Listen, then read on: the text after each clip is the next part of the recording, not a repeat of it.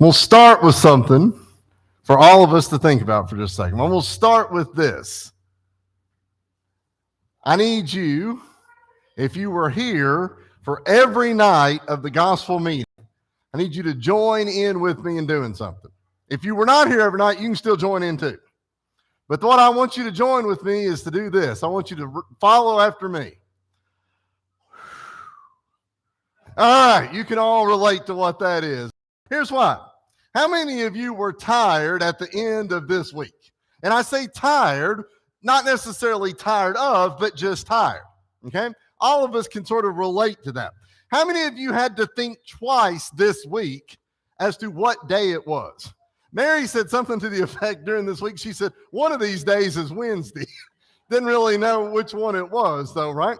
We kind of get into this sort of routine, right? And I know that today is church day, but tomorrow might be haircut day, or Tuesday might be grocery day, but Tuesday's not church day, right? And Tuesday at 7 o'clock, it was weird to leave church and it be dark outside on a couple of those nights, and it seemed like it was midnight, and it was 7:15. But we have these sort of routines that we fall into, right?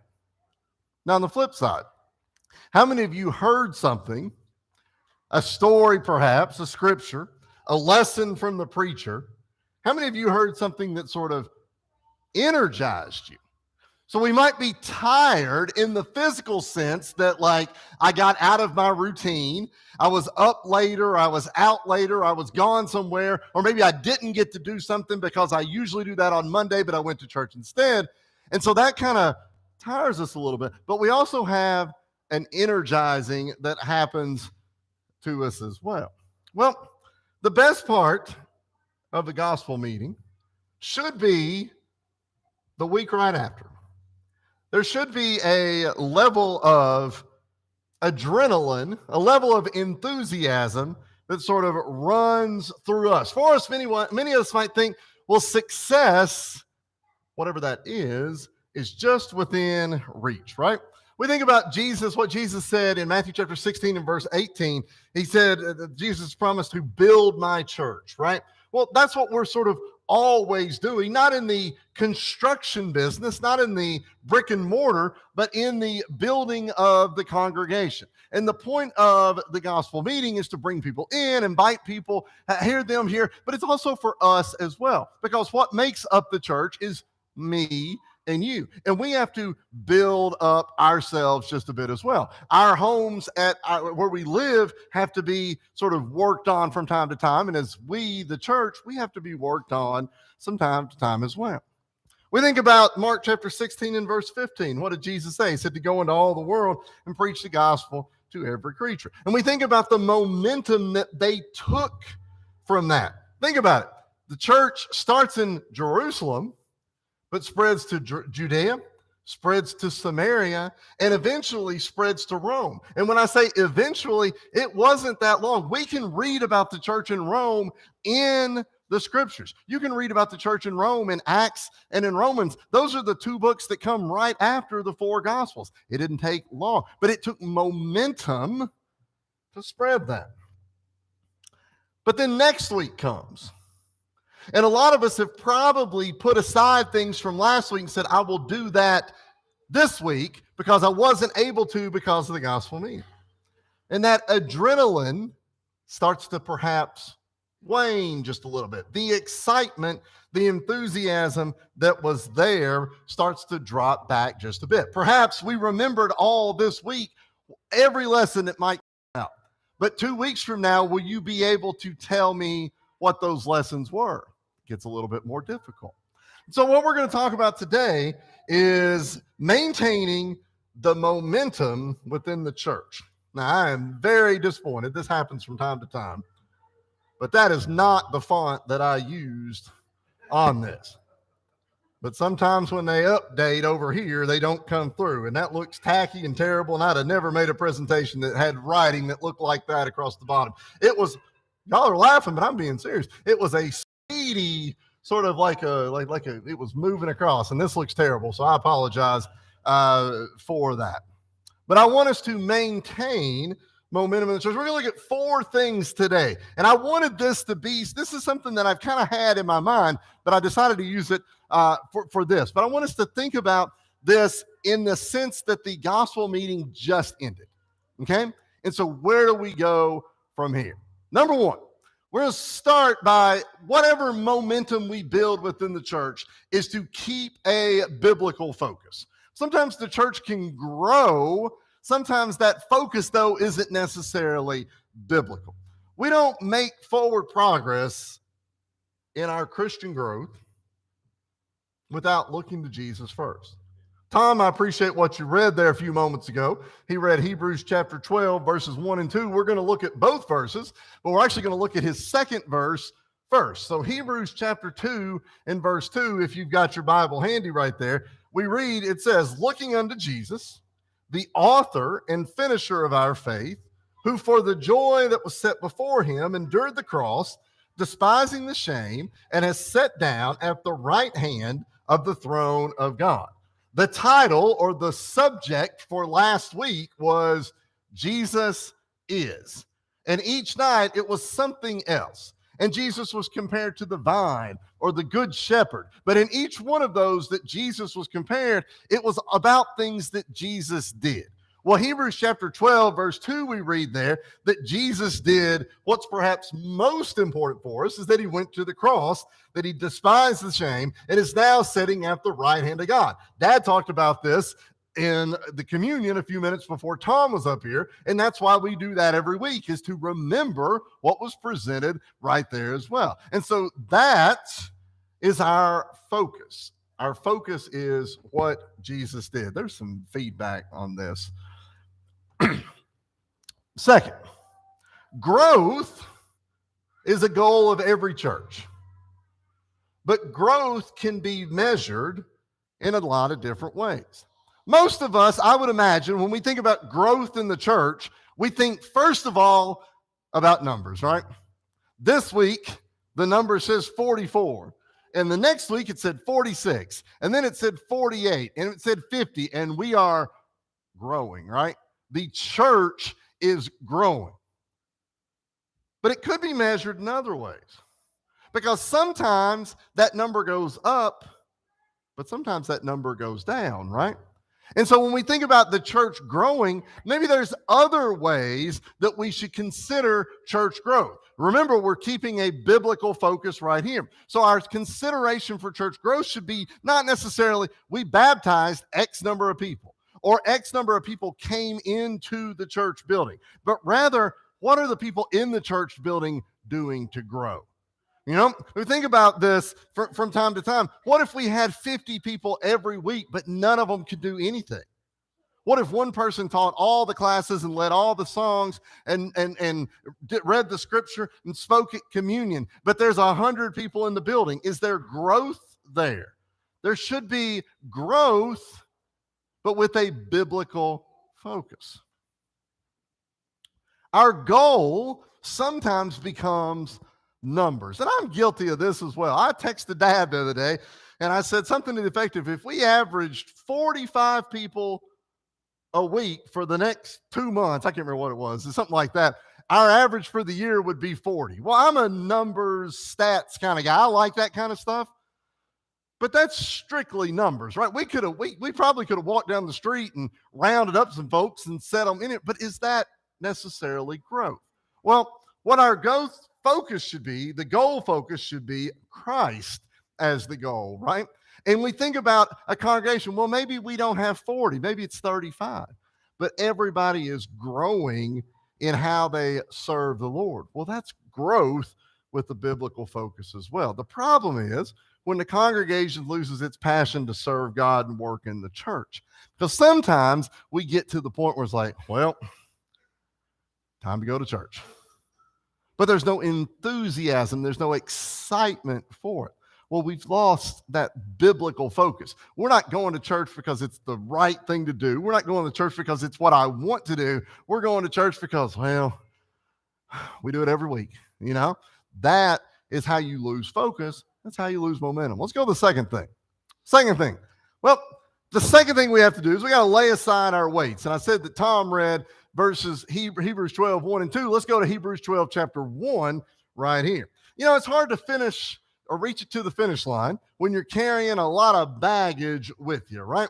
How many of you have ever watched people run in the Olympics? And I want you to think about the clothing that they wear, right? How many of you have ever watched somebody run an Olympic race wearing a sweatshirt?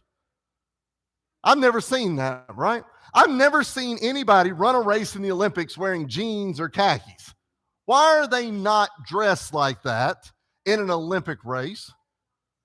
It's way too much stuff, right? They usually have shorts that are short. They have like a tank top that fits pretty tight because they want it to be aerodynamic. They want to be able to get from point A to point B as quick as they possibly can. I've never seen someone carry an anvil in an Olympic race.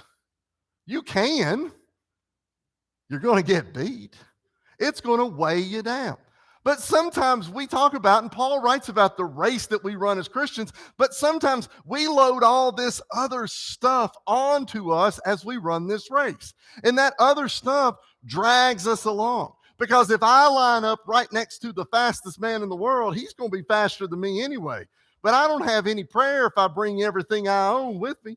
If I'm trying to haul the piano from your living room down that racetrack with it, it's not going to work. But we do that as Christians sometimes. Hebrews 12, verse 1, we are surrounded by, therefore we also, since we are surrounded by so great a cloud of witnesses, let us lay aside every weight, the Hebrew writer says, and the sin which so easily ensnares us, and let us run with the endurance of the race that is set before us. What the Hebrew writer says right there is those things that weight us down, you have to take those off. Now, how many of you have ever seen an Olympic race about 10 minutes before it started? And that race runner's got a sweatsuit on. They're trying to maybe stay warm, but they come out of that sweatshirt and they're ready. They lay aside those things that can pull us down. For some of us, rather than lay aside stuff, we like to put more stuff on.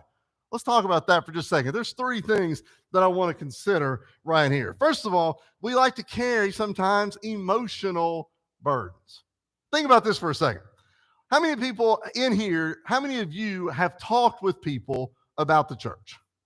Taught people about the church, invited people to church. They've seemed interested in the church. Anybody ever had any of those things happen? How many of those people were here for a time maybe, but they're not here now? See, maybe they've fallen away. And so that emotional burden that we sometimes carry is, well, I asked her to come and she came a time or two and then she never came anymore. So what's the purpose of me asking people to come? See, that's an emotional burden right there. Well, everybody that I ask says no. So I'm not going to worry. I don't have to. Well, that's a weight that we've chosen to carry. We've let her or his no weight us down instead of throwing that off and say, let's go find someone else. Number two, some of us have relationship burdens. Many people serve God with an if. Just think about that for a second. If the church does this, then I'll be interested. If the church doesn't, then I won't, right? But it's an if that centers around me. Turn, if you would, to Luke chapter 9. You are not getting a new story this morning at all, but I want you to look at Luke chapter 9. We're going to look at the last 6 verses, starting in verse 57.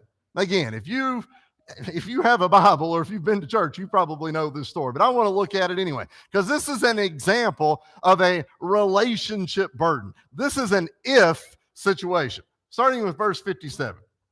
Now it happened as they journeyed on the road that someone said to him, Lord, I will follow you wherever you go.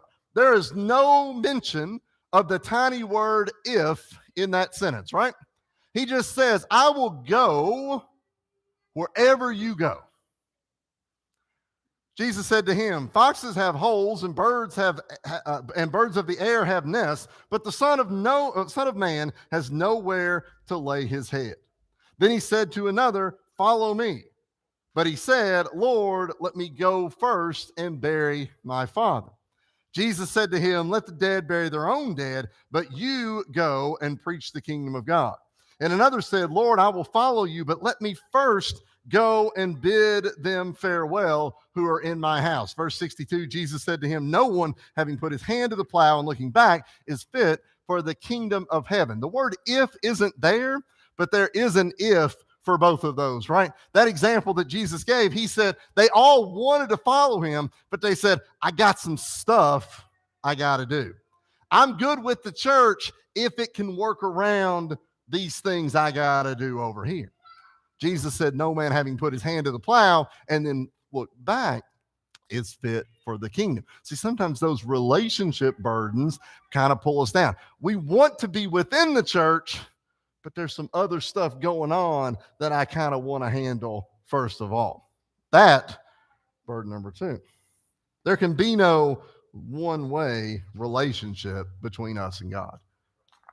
Number 3, sometimes we have comparison burdens. How many of you talk to people during the week about the church? People that you don't go to church with.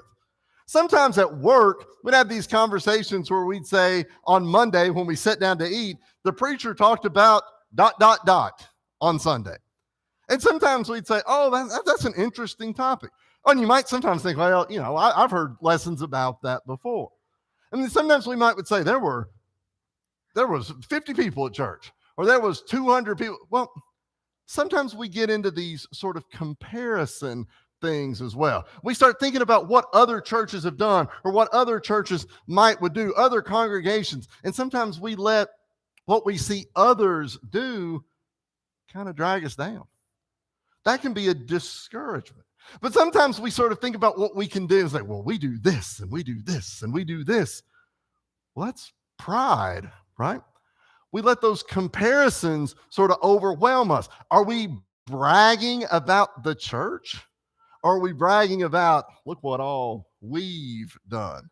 I had the best sermon ever. I've not mentioned Jesus' name once in any of this, right? So we get into those sort of comparison burdens. And it's like, oh, I would love to see this number get to 50 because I heard the church down the street has 47. Well, am I just trying to grow to compare myself to somebody else? Or am I trying to grow by becoming stronger Christians? So those weights like that can sort of drag us down just a little bit. Momentum number 3, to step out of the comfort zone. How many of you have ever heard that statement before? Every one of us can relate to this statement on that day in late June when you step outside to go get the mail and you are sweating by the time you get to the mailbox. Can you all relate to that? We all know that story, right? And it was so nice and so comfortable, and it was air conditioning in the room, and we stepped out of that comfort zone, and this is awful. And the whole time you're going to the mailbox, you're thinking, what? Can't wait to get back in. And our mailbox is stuck to the side of the house, and we still can't wait to get back in, right? We're dying to get back in, but we've stepped out of the comfort zone. We like the comfort zone, right? We like that spot there. All of us know what we do best, quote unquote, at church, right? What do I do best at church? What might be that I'm the best teacher or preacher, or I'm the best at leading singing or reading or praying. I might be the best at commenting thoughtfully in this Bible class. Or I could be the best at providing some kind of outreach to others. Or I could be the best at providing comfort when people are going through a difficult time. But we all have kind of our best thing that we do. Well, because I'm good at that, maybe I don't always think about what do I not do? What do I don't do, to use the worst grammar one could possibly use right there? 2 Timothy chapter 1 and verse 7. For God has not given us a spirit of fear, you may be familiar with that, but of power and of love and of a sound mind. See, what keeps us in our comfort zone is this spirit of fear that Paul told Timothy, you don't actually have that, but we think we do. There is no way that I could teach class on Wednesday night. because I've never taught class on Wednesday night. There is no way that I could visit someone sick because I've never visited someone sick. Well, we let that sort of, I'm not real good at that thing, sort of let somebody else do that thing as well. But instead, we need to step out of that comfort zone. If we don't, nobody's going to ever do anything new. There are people in this building that I have seen step out of their comfort zone over the last. There are people doing things for the church that they didn't do in the past. The first time was difficult. The first time I stood in front of you and spoke was difficult. Everybody has a comfort zone, but if we stay in it, the church can't grow. The church cannot succeed if we stay where we are. Is it the fear of being uncomfortable that keeps us from doing that? What did Mike talked about this week in John chapter 15 about pruning the vine, right? John 15 and verse 16. You did not choose me, but I chose you and appointed you that you should go and do what? What's it say there? Go and bear fruit, right? And that your fruit should remain. If we always do what we've always done, there can be no continuation of momentum. There can be no growth in us as Christians. Let's go to the last one. Let's commit to finish. Perhaps our biggest momentum problem is when we don't see what we want to see immediately, right? Many of you have been to a revival or a gospel meeting in which somebody was baptized. How many of you remember that happening with various people, maybe people in this room, and it brings a tear to your eye, right? You're excited, you're encouraged for them. There wasn't a single person baptized in this building last week. Sometimes we look at that and we think, that's disappointing. It didn't do very good. That can't be the attitude that we have. Because how much good was done for all of you to be able to hear 6 lessons from somebody who's as good a preacher as there's ever been around here? He taught you 6 lessons from completely different perspective than I would or somebody else would. How many of you remember what he taught this week and have talked to people about that this week? And you'll remember that as well. There has to be a commitment to finish. We can't look at something and say, well, it didn't work out exactly the way that I wanted it to work out. But instead, we have to look at it and think, we can grow from this. I'm saddened by the news that the New Bethel Church is going to not be there anymore. But I like what Dad said a minute ago, because when he started talking, I started thinking about people like Willie Denham, who worked tirelessly here for years. And I think about his brother Les. And I think about every Denham at every church in Northern Kentucky. They're still up there preaching and teaching. A lot of them that are still up there then. Well, that church building's closed and it's sold, and they may build a house or put a farm. Who knows what they're going to do with it? But a lot of momentum came from that building, and it's still going even to this very day.